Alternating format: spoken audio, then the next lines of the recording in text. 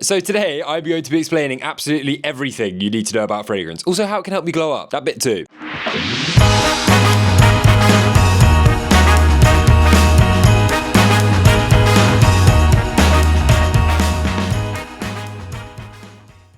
So, over the past 4 years, I have become absolutely infatuated with fragrance. I now own way over 100 bottles of the stuff, and I spend far too much money on it. And besides the journey that it's taken my bank account on, it's also taken me on a massive journey too. Right from how important fragrance is, all the way to how it can literally change how people perceive you. Now, fortunately, because of the hair product that I have been working on for far too long, I have access to one of the most prestigious fragrance labs in the UK. So I'm going to snap my fingers, and then we're going to go to the lab to do all the sciencey stuff, which I'm very excited about because I haven't been back to a lab since I finished university. So, yeah.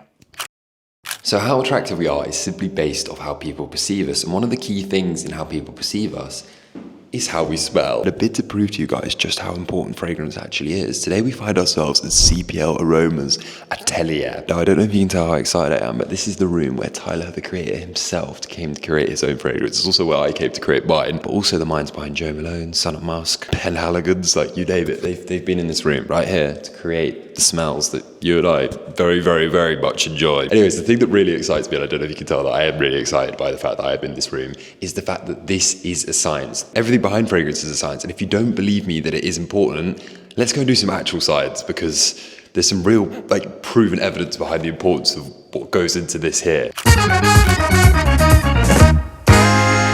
Right, well, we're in the lab now. This is my element, man. I really miss being in the lab at university. Anyways, we're gonna do the science very quickly for two reasons. Number one, because not everyone might be interested in it. And number two, it smells really, really strong in here. I don't know if you've ever had one diffuser in your room, but I'm having about 85. Now, according to a study in 2014, we as humans can distinguish between over 1 trillion different smells. And the super cool thing about the olfactory system, which is basically your system that allows you to smell things, is that because it passes through your orbitofrontal cortex, fragrance and smell is linked to memory. So that is why, like, when you smell things, you might be like, oh, that kind of reminds me of when I was a child. Then to sort of continue how our subconscious dictates how we smell things, according to a study also in 2014 in Psychological Science, it showed that people could tell who was ill based off their body odor. You know, obviously evolutionarily, it doesn't really make sense to choose a partner that's ill or sickly or whatever. So we as humans have learned to find a way to identify that. And and this is something that is definitely most relevant to this particular video, is that some particular scents can make us seem more attractive. Basically, when people were handed photos of women and asked to guess the age, if people enjoyed the fragrance or the smell of grapefruit, they knocked 12 years off of those women's age. They also found that if participants enjoyed spicy or floral notes when sort of like guessing the age of the woman, I'm assuming they were smelling the thing as well, that they knocked off 4 pounds off of how much the women weigh. Anyways, what does that all mean, regardless of whether you think any of those things would make you more attractive, is that the entire effect of fragrance is subconscious. How we are inferring things is subconsciously affected by what we are smelling. Because your brain simply doesn't have the time to constantly making decisions, so your subconscious does it for you. So therefore, fragrance is so important to how you appear. Anyways, much how I feel like when I'm in the perfumery room at Harrods, I feel like I'm about to pass out. So let's go somewhere else.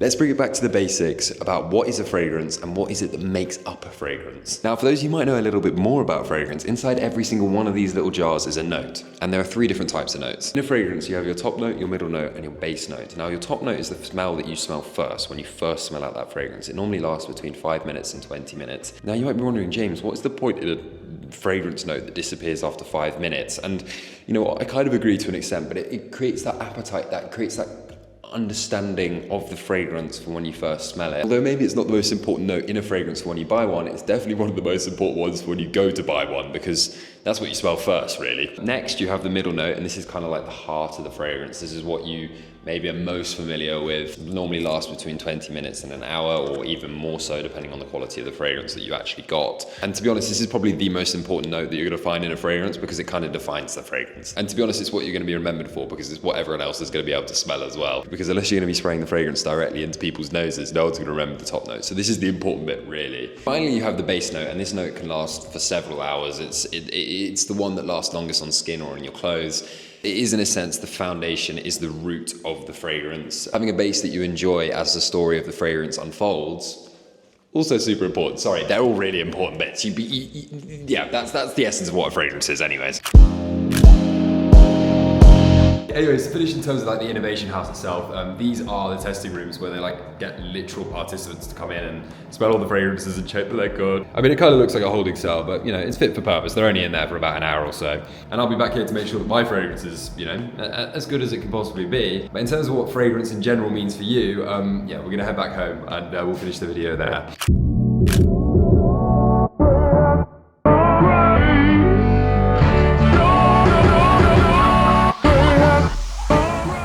Right, so we're back, and it is a very high possibility that I might have to burn my clothes and my nose, because I don't think I'm ever going to get the smell of those diffusers out of it, honestly. Anyways, look, so with all of that information, what are some things that you should be considering when you go to pick your fragrance?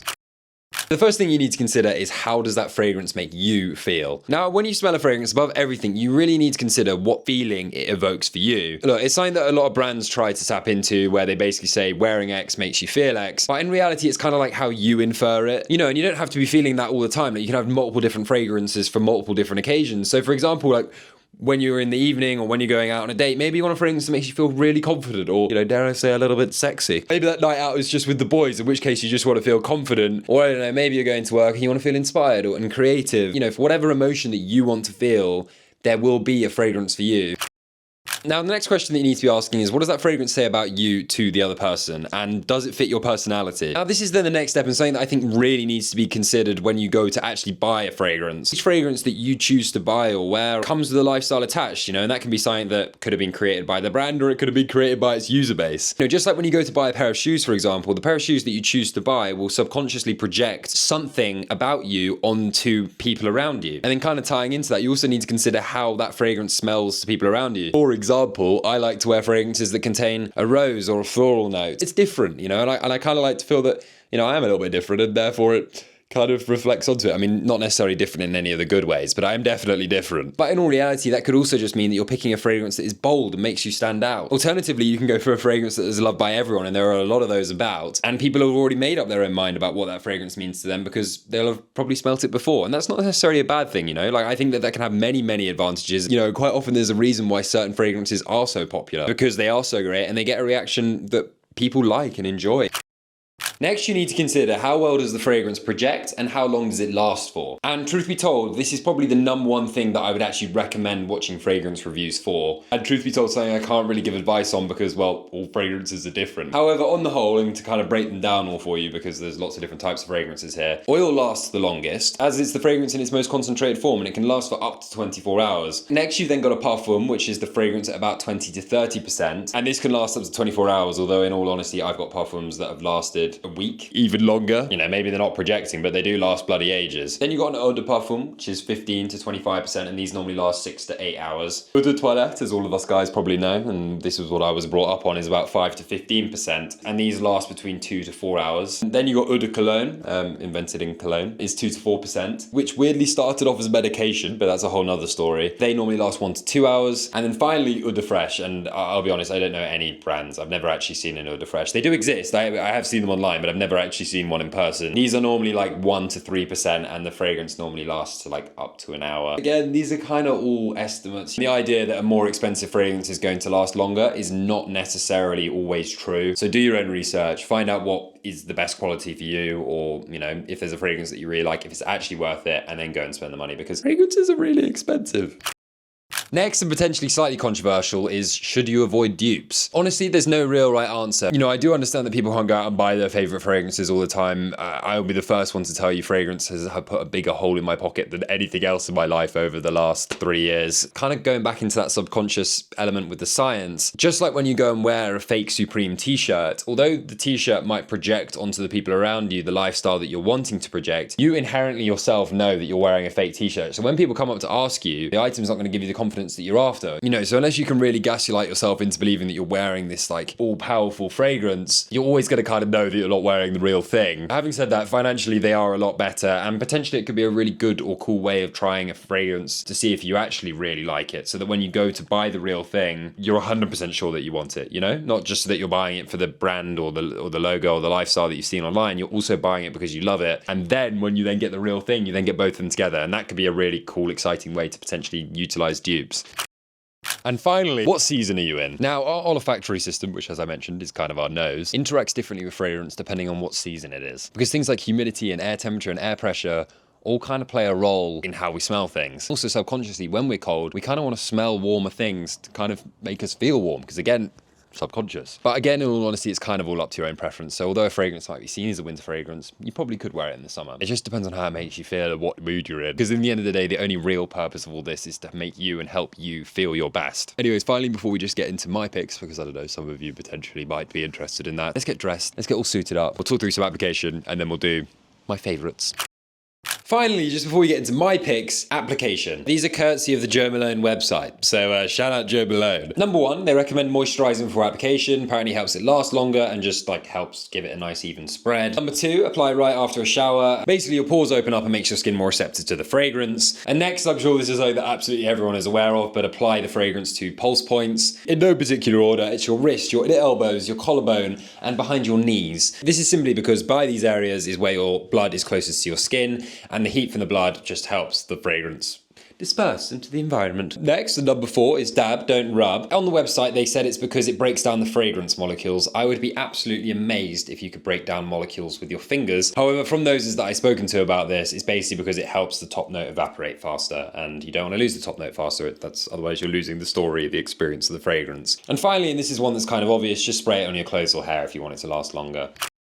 Anyhow, on to my personal favourites, and I'll do this quickly because I will do a proper full walkthrough video if that's like you guys are interested in on my entire collection, because my collection is slightly ridiculous at this point, to be honest. Anyways, in terms of fragrance recommendations, I have fragrances literally coming out of my ears. So we'll start with some more like affordable ones that I think are nice entry points to starting your own fragrance journey and your own fragrance adventure. Number one, and this is probably my highest recommended fragrance that I could give to anyone because it is literally so cheap and I love it, is Coach Green. It's like 30 quid and I've got some special memories of this one. I think I wore it on my first date with my girlfriend, which is kind of a weird one because it's not really a date fragrance, but yeah, great fragrance. Number two is Paco Rabanne 1 Million. This is the first fragrance ad that I ever did for anyone. I think it is great for a night out. It's a very, very popular smell. A lot of people really like it. The grapefruit note is brilliant. So yeah, highly recommended for a night out. Number three, Gris Dior, great day today. Same goes to this Lacoste Original. Next, and I'm not actually sure what this fragrance is called, but it's by MCM and it is brilliant for a night out. They're like the backpack ones. You'll be able to find it really easily. Next is D by Diesel. I mean, you can see how much I've used of it.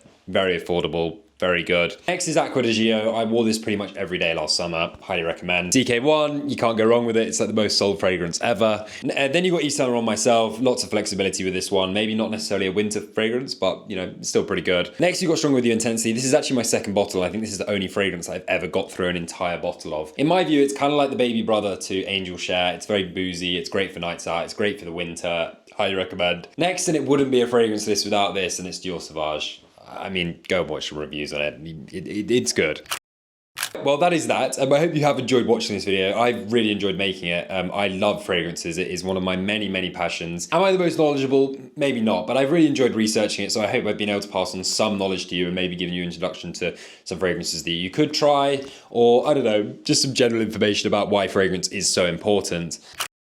Anyways, back to my normal clothes. I hope you have enjoyed this video. It's very different to anything that I've done ever, really, to be honest. It was meant to be part of a much bigger series on how to glow up without the toxicities, which I don't know if I'm ever going to produce because I don't know if I've got the time. But if you are interested in that, let me know. But yeah, as always, please make sure you like, subscribe, check out my other videos, and yeah, have a lovely day.